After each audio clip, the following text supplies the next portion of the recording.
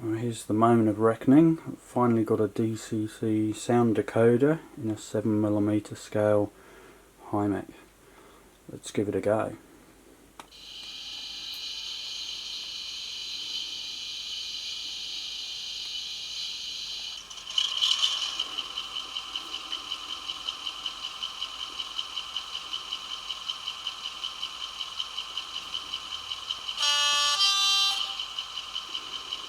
There's a little bit of vibration there from the speaker because it's just a temporary arrangement, so you've got to anchor it properly and put a decent sized speaker in it.